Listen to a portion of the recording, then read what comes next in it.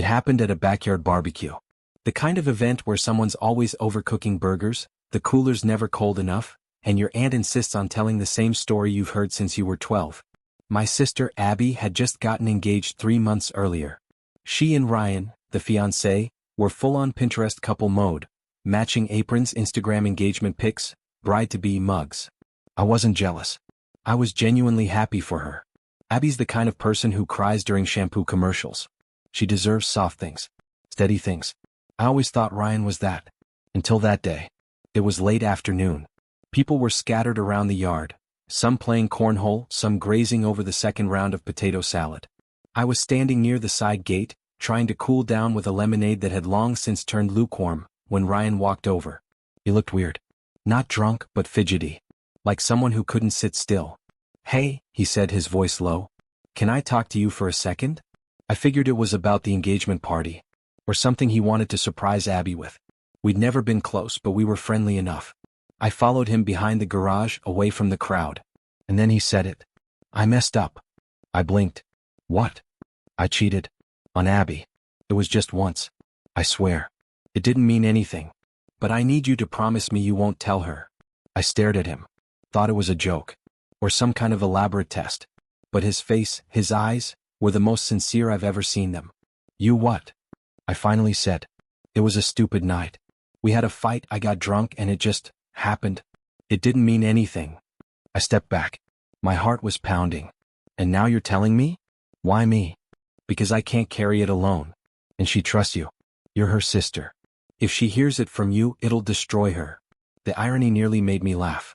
If she hears it from me? As if the betrayal somehow changes depending on the mouth that delivers it. I didn't say anything else. I just walked back to the party. I felt like I was moving underwater, like the air had gotten too thick to breathe. Abby was at the grill, laughing with our dad about how Ryan always burns the hot dogs. She looked happy. And I was holding the secret that would ruin it all. I haven't told anyone. Not yet. It's been 2 weeks since that day and I still don't know what to do. Every time I see Abby's name pop up on my phone, I freeze. I've started dodging her calls. Skipping brunches. Avoiding the group chat where she sends photos of floral centerpieces and dress options. Because how do you smile back at someone who trusts you completely, when you know their world is about to collapse? And the worst part? I don't think he is going to tell her. I think that confession behind the garage was his version of doing the right thing. Getting it off his chest. Dumping it onto me like it would make it disappear. And maybe that's why I'm so angry. Because he handed me the grenade and walked away. And now I'm the one holding it, counting down the seconds. I didn't tell anyone. Not my boyfriend, not my best friend, not even my therapist. For 2 weeks, I kept Ryan's secret like it had been soldered to the inside of my chest. But I wasn't sleeping. I'd lie awake at night, replaying that conversation behind the garage over and over again. His voice, it didn't mean anything, echoing in my head like a song I couldn't turn off. And then Abby's voice in my inbox the next morning, "Had the best time yesterday. Can't wait for you to help with centerpieces." The guilt felt like a physical weight. I started dodging plants. Said I was busy, sick, swamped with work. Abby's texts kept coming, innocent, sweet, sisterly. Photos of the venue. Screenshots of her wedding playlist. Questions like, should we do a donut wall or cupcakes? I wanted to scream every time I read them. Because here's the thing no one talks about. It's not just the secret that's hard to carry. It's the closeness. The way she still came to me like nothing had changed. The way she kept saying things like, "I don't know what I'd do without you." I didn't reply to one of her messages for a whole day. She called me the next night. "You okay? You've been kinda MIA lately." I told her I was fine. Just tired. Overworked. She didn't push it, she's never been the pushy type, but I could hear the pause. The confusion in her voice. The concern. "Let me know if you need anything, okay?" I said, "Okay," then cried in the shower for half an hour. That weekend, I ran into Ryan at a grocery store. Total accident. I was in sweats and sunglasses, holding a bag of frozen peas. He was alone, which felt significant. He spotted me and walked over, awkward and cautious. "Hey, how are you?" I didn't respond. He lowered his voice. "You haven't said anything, right?" I laughed.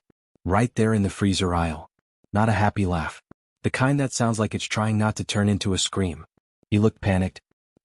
I'm gonna tell her. I just need time. I want to do it the right way." "What's the right way to tell someone you cheated on them?" I asked. Before or after she finishes designing your wedding invitations? He didn't answer. I haven't told her, I said, but I'm not protecting you. I'm protecting her. Don't get it twisted. He nodded quickly. I get it. I swear I'm going to come clean. I walked away without saying anything else. Later that night I got another message from Abby. Abby, you free next weekend? Ryan and I are doing dinner with a few friends. I want you to meet his college roommate. I stared at the screen for a long time. She was still building a life with him. Still arranging place settings and seating charts and color palettes. Still choosing him every day blindly. And I was supposed to show up and smile and clink glasses and pretend like he wasn't living in a lie. That night I finally broke.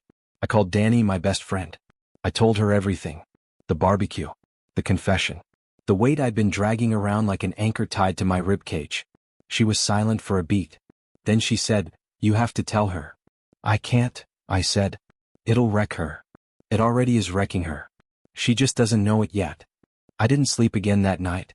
Because I knew she was right. But I also knew the fallout would be nuclear. Not just for Abby, but for the whole family. For the wedding. For the friendships. Ryan wasn't just her fiancé, he was part of our ecosystem now. They'd been together for 4 years. He came to family dinners. Sent our dad birthday texts. Helped my mom carry folding chairs at Thanksgiving. If I pulled this one thread, everything might unravel.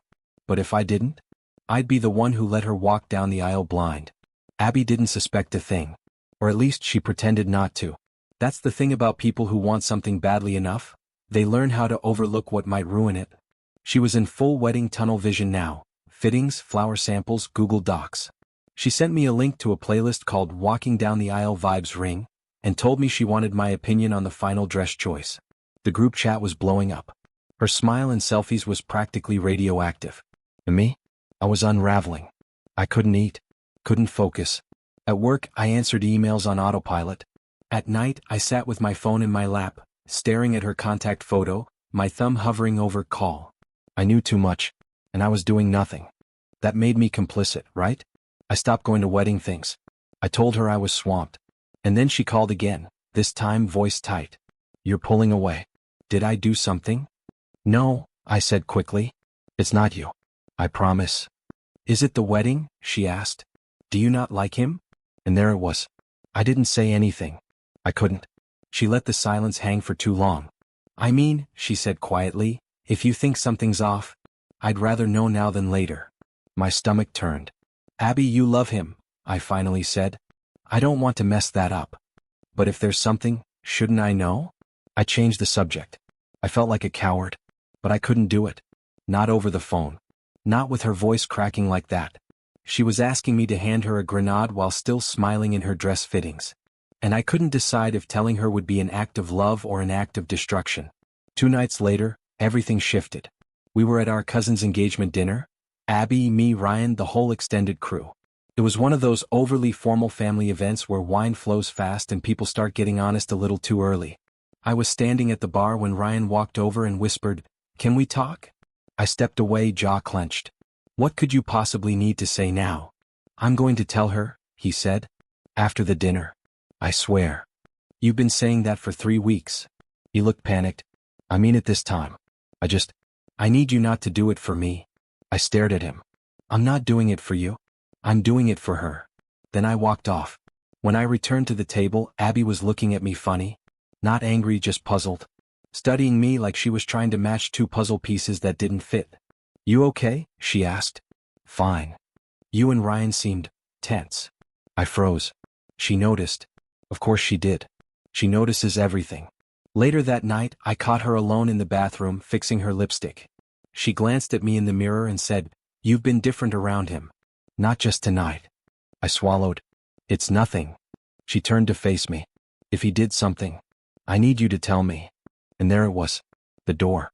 Wide open. I looked at her, and for a second I saw her at 8 years old, sneaking into my bed during thunderstorms. At 16, crying after her first heartbreak. At 22, holding my hand during our dad's surgery. She'd always looked to me as her safe place. And now I was the one holding the match that could burn everything down. But I couldn't do it there. Not at a party. Not like that. "I think we should talk tomorrow," I said. "Just us." She didn't press. just nodded slowly, the color draining from her face. She knew. Maybe not the details. Maybe not yet. But she felt the shift, the weight, the lie thick in the air. That night, Ryan texted me. "You didn't say anything, right?" I didn't reply. Because tomorrow I was going to say everything. The next morning I didn't eat. I sat on my couch with a mug of coffee I kept reheating but never drank, waiting for Abby to show up. We'd agreed to meet at my place, to talk, I had said, which felt laughably inadequate for what I was about to do. She knocked right on time. I opened the door to find her standing there in leggings and a hoodie, no makeup, hair pulled into a messy bun. She looked like someone who already knew something was wrong but wasn't ready to say it out loud. She walked in, sat on the couch, and didn't waste time. "Just tell me." I didn't sit. I stood in the middle of the room, heart pounding. "Ryan cheated," I said. "He told me at the barbecue. Said it was one time. Said it was a mistake. Swore it didn't mean anything. But it happened." Her face didn't move. Not at first. She blinked. Swallowed. "How long have you known?" 3 weeks. Her eyes filled so quickly it caught me off guard. "Why didn't you tell me?" I opened my mouth, closed it again. "Because I didn't know how. Because I thought he would. Because I didn't want to be the one who shattered this." "But you were the one," she said. Her voice didn't rise, but it cut like glass. "You looked me in the face every day and let me plan my wedding. Knowing." "I'm so sorry," I said, sitting down slowly. "I didn't want to believe it myself. And I didn't want to hurt you." She was quiet for a long time. Wiped at her eyes with the sleeve of her hoodie. Then, softly, "Did anyone else know?" "No. Just me. And now you." She nodded slowly. Her jaw clenched. "I asked him once if there was ever anything I should know. He swore on his life." I didn't respond. What could I say to that? She stood up. "I need to go." "Abby?" "No. Not now." She left without hugging me.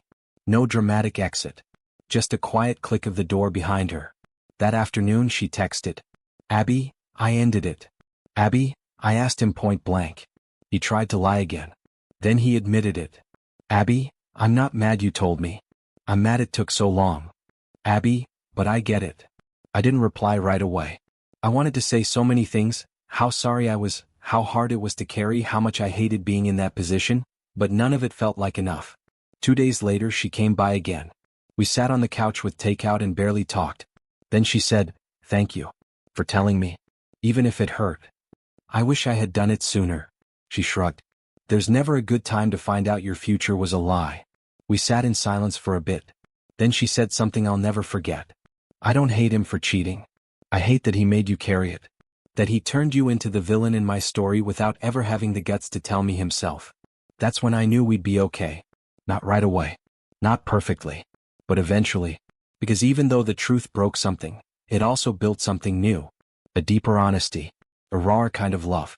One where we saw each other not as perfect sisters, but as people trying not to drown with the weight of other people's mistakes." Ryan tried texting a few times. "Apologies. We can still work through this." Abby never replied. The wedding was called off a week later. The dress went back in a bag. The venue deposit was forfeited. And life moved on. Now months later she's different. Stronger. A little colder. But clearer. Like someone who's been through fire and knows her own bones. And me? I learned that being the person who tells the truth is sometimes worse than the one who causes the pain. But if I had to do it again, I would. Because silence might feel safe, but real love doesn't live in silence. It lives in honesty, even when it shatters everything.